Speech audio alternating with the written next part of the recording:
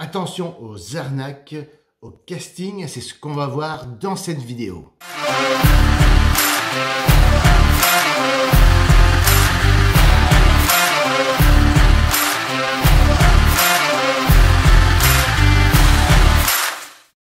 Lorsqu'on est livré à soi-même et qu'on recherche des castings, on découvre un monde totalement nouveau. On rencontre des gens, des professionnels du cinéma qui connaissent très bien les codes du métier, ce qui se fait, ce qui se fait pas, etc.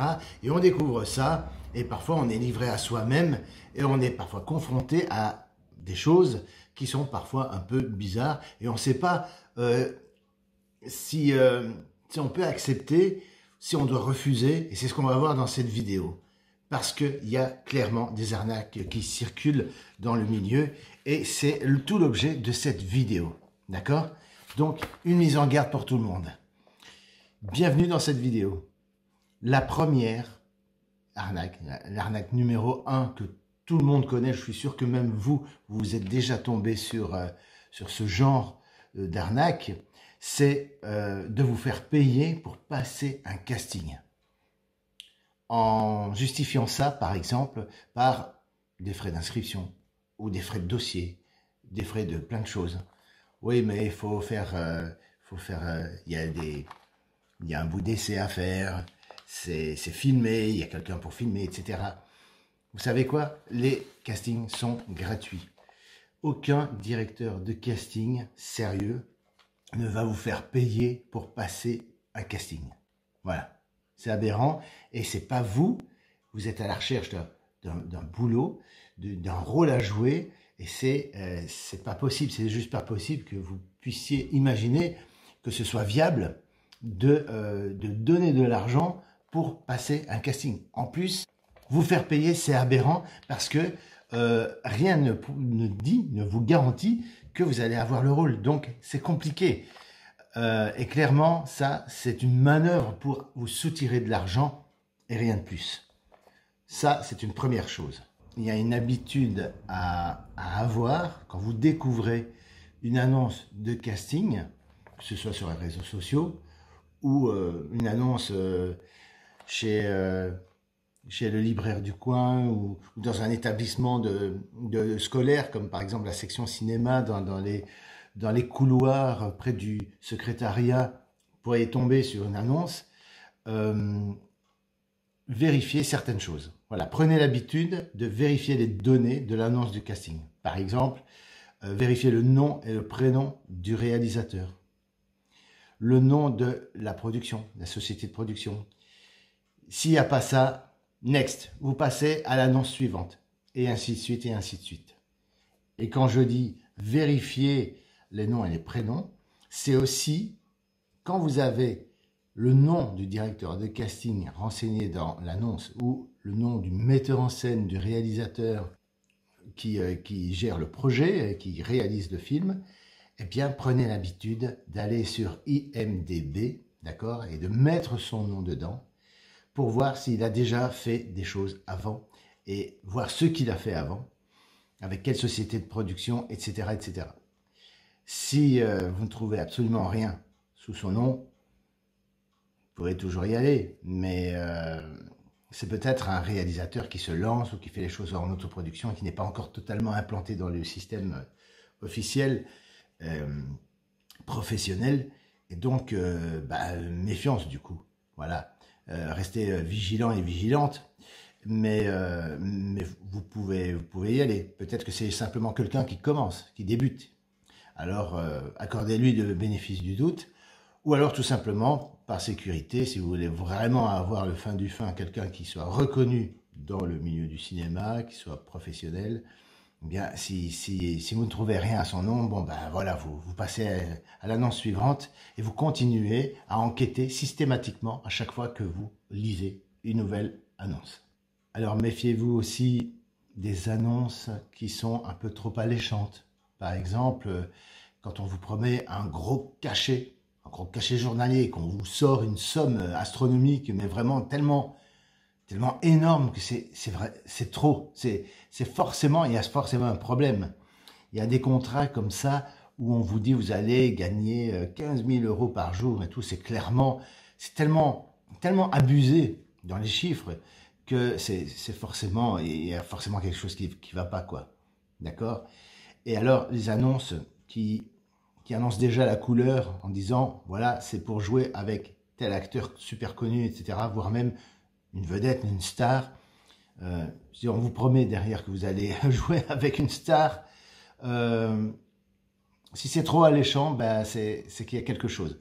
C'est clair et net. Et si déjà à ce stade-là, au moment de l'annonce, on vous dit ça, on vous promet ça, ouais, méfiance aussi. Il y a aussi quelque chose qui est très important, c'est quand vous avez des infos pratiques et que vous vous rendez à un casting, remettez les infos, l'adresse, où vous allez, à quelle heure est prévu le rendez-vous, quel jour, etc. Enfin, tout à votre entourage, vos parents, vos amis, les enfants, etc. Enfin, voilà. Il faut que quelqu'un de votre famille soit au courant de là où vous êtes, où vous allez. Parce qu'une fois sur place, vous allez vous retrouver tout seul ou toute seule. Et ça peut se passer mal. Et il vaut mieux savoir que vous étiez à tel endroit, etc. Si jamais, je sais pas, je vous le souhaite pas, mais que vous disparaissiez, il faut avoir des éléments. Il faut que votre entourage ait des éléments pour dire, bah voilà, elle devait aller voir telle personne et tout pour un casting et tout. C'est curieux, elle n'est pas revenue, ou alors elle a tardé, ou il s'est passé des trucs un peu bizarres. Enfin, voilà, que sais-je, on peut spéculer sur ce qui peut arriver, mais en tout cas, n'y allez pas seul. Et si vous êtes mineur, eh bien, demandez à votre mère, à votre père de vous accompagner le jour du casting. C'est clair qu'il vaut mieux être accompagné dans ces cas-là. Et c'est ce que je recommande. Quand vous avez un casting de prévu, observez bien ce qui se passe avant, pendant et après. Avant, c'est la manière dont on va vous inviter à tel endroit, etc. Et le lieu doit être plus ou moins neutre, en tout cas dans un lieu qui fasse un peu professionnel, un peu encadré, qu'on sente qu'on est avec des professionnels, des gens qui savent ce qu'ils font, mais pas avec des gens qui bricolent, ça fait un peu amateur et qu'on fait ça un peu n'importe comment. Et ce qui est important, c'est pendant le casting, pendant que vous vous présentez, par exemple, et qu'on vous pose des questions, observez bien le directeur de casting, surtout si c'est un homme, même chose si c'est une femme d'ailleurs, mais observez bien que ces questions soient des questions correctes, d'accord? Et n'est pas une attitude avec vous un peu de racolage ou de tentative de rapprochement physique, etc., comme toucher vos cheveux ou des choses comme ça. Et surtout ce qui se passe après le casting.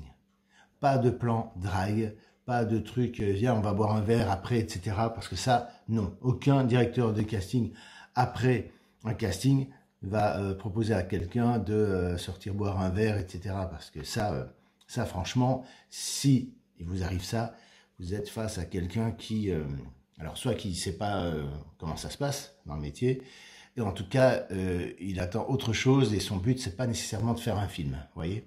Donc méfiance et puis restez vigilant pour votre sécurité. Il y a aussi autre chose, dans le cas où le directeur de casting formulerait, ou la personne qui vous fait passer un bout d'essai, formulerait le souhait d'aller travailler une scène ou faire des essais supplémentaires, mais chez lui, à son adresse, ou en tout cas dans une adresse privée, dans une maison quelconque et tout, mais qui ne soit pas un lieu public, alors là, je dirais, méfiez-vous, parce que là, il est forcément en train de vous proposer quelque chose pour avoir vos faveurs, par exemple.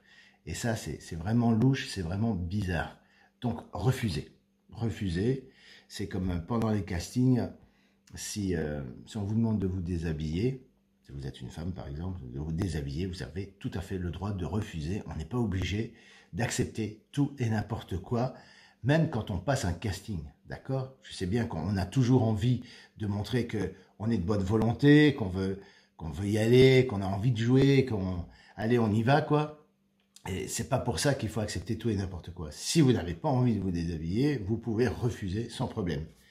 Voilà. Et de manière générale, lors d'un casting, on va jamais vous demander quelqu'un de sérieux, on va pas vous demander ce genre de choses à ce stade-là, en tout cas. Et ni même plus tard d'ailleurs, surtout si c'est des castings pour du cinéma, d'accord. Si c'est dans le mannequinat, bon bah ça c'est beaucoup plus tard, ce n'est pas dès la première étape non plus. Donc voilà, vous n'êtes pas obligé de vous déshabiller si vous ne voulez pas. Ensuite, un jour, si vous avez la possibilité d'avoir une première rencontre avec un réalisateur ou un directeur de casting, c'est mieux de le faire dans un endroit public, neutre, pas chez lui, pas chez quelqu'un que vous connaissez pas et que vous avez vu, vous avez jamais vu. C'est la première fois que vous voyez. Boire un verre dans un café, dans un bistrot et tout ça, on discute simplement de projets et on voit si le courant passe bien et tout. C'est un bon endroit pour le faire, mais jamais amener quelqu'un ou suivre quelqu'un chez lui sous quelque prétexte que ce soit d'ailleurs. C'est trop, c'est clair, c'est clairement, c'est dangereux et vous vous exposez à des problèmes.